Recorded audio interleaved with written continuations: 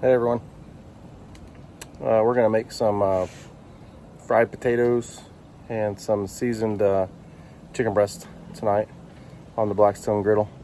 We've got some seasoned potatoes and olive oil, Sonia's special seasoning, and we got the grill fired up, a little bit of oil there.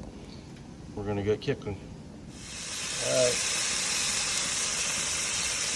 here we go. Got some potatoes going down. Here's one. Here. That's going here right there. All right, next we got some seasoned chicken breasts, and we'll be putting those down here. Got the grease really hot.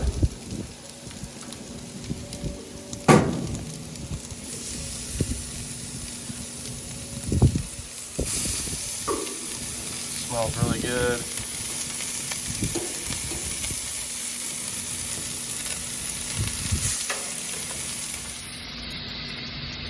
All right, we've got a nice little sear going on. Flip them over. Got some fried potatoes that are getting close.